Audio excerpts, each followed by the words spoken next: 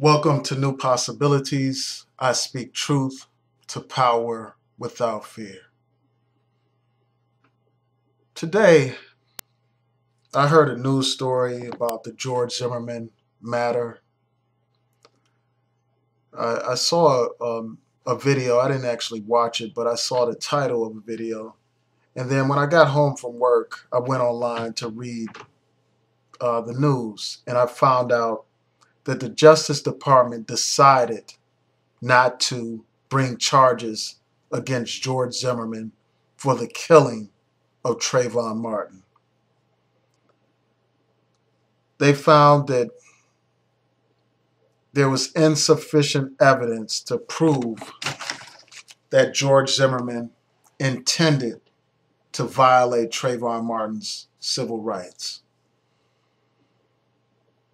And before the federal government began their investigation, many experts, many lawyers who are renowned in this field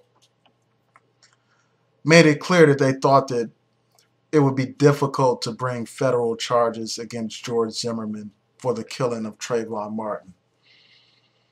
So this is not a surprise. Most people are not surprised by these findings. And the real sad thing is this. When people were outraged about the Trayvon Martin case, when the jury decided not to convict George Zimmerman of killing Trayvon Martin, people were outraged. People were up in arms. But that rage was contained by so-called responsible civil rights leaders. See, what they did was they gave the people a sense of hope, a sense of actually false hope. They told them that a federal investigation was occurring and that they should basically hold out hope that there would be some type of justice. And they held demonstrations around the country shortly after the verdict. They organized these demonstrations well ahead of time. They were orchestrated performances designed to quell the rage of the people. So after they put on these performances, gave the people a little bit of time to vent, it was business as usual.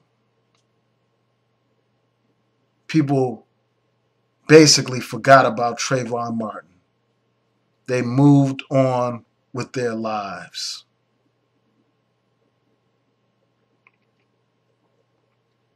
They moved on. And sadly, they couldn't move on. You can't move on. Because every other day, there's another example of brutality inflicted against black people. Whether it's vigilantes like George Zimmerman killing a young black man who was minding his own business in his own community.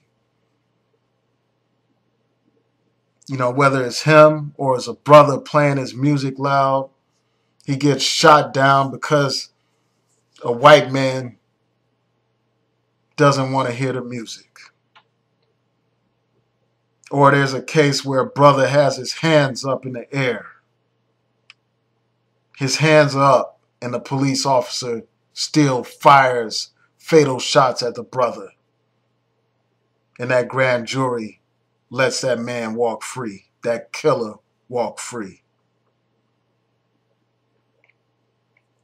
In New York,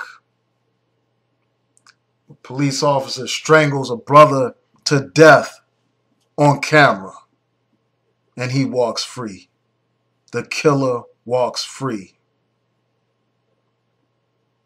The brother was literally lynched on camera and there was no justice. We will never forget Trayvon Martin. It doesn't matter what this federal government decides. We cannot forget the memory of Trayvon Martin. We can't forget the memory of Michael Brown. We can't forget the memory of Eric Garner.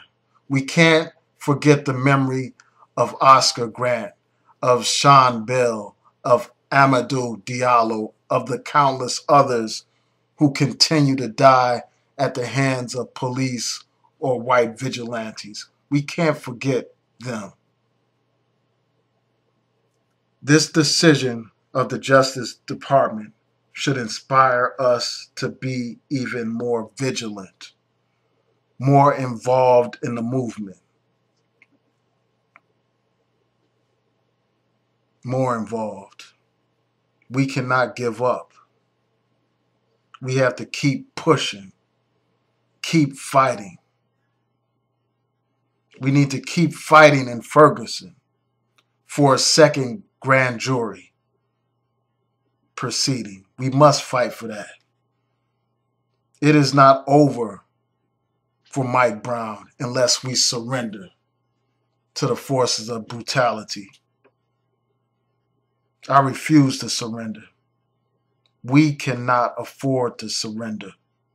We must continue to fight on until there is justice for all of our people.